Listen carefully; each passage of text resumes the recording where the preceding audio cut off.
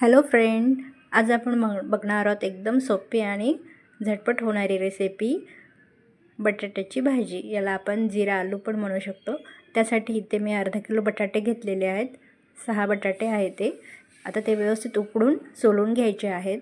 आता साईडला मी पॅन ठेवलेला आहे। इथे मी मोहरीचं तेल घेतलेलं आहे, त्याने चव खूप छान येते। आता त्यामध्ये अर्धा चम्मच मी मोहरी टाकलेली आणि इथे जिरे आपल्याला टाकायचे। जिरे थोडेसे जास्त टाकायचे, त्याने भाजीची चव खूप छान येते। त्याचबरोबर मी चिमूटभर हिंग टाकलेलं आहे।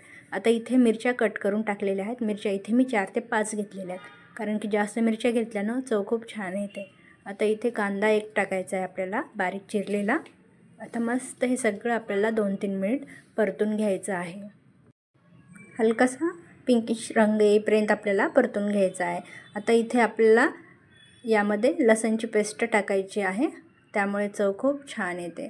आता पहा, आता आपल्याला हलकासा पिंकिश रंग आलेला आहे। 2-3 मिनिट आपण मस्त असं परतून घेऊ। आता इथे लसण टाकलेलं आहे, लसणची पेस्ट। तुम्हाला जर आवडत नसेल तर तुम्ही स्किप बी करू शकता। आता इथे बटाटे कट करून घ्यायचे आहेत आपल्याला। आता इथे मी थोडे मध्यम आकाराचे बटाटे कट करून घेणार आहे। तुम्हाला जर लहान मोठे आवडत असेल तर तुम्ही तुमच्या आकारानुसार बटाट्याची साईज ठेवू शकता। आता पॅनमध्ये आता आपल्याला हळद टाकायचं आहे, अर्धा चम्मच, मीठ चवीनुसार, आणि आता आपण कट केलेले बटाटे पण टाकायचे आहेत। आता याला एक वेळेस आपण मिक्स करून घेऊयात आणि बटाटे टाकूयात। अशा पद्धतीने तुम्ही जर बटाट्याची भाजी केली तर लहान मुलांना तर आवडते, पण मोठे देखील ही भाजी एकदम आवडीने खातात।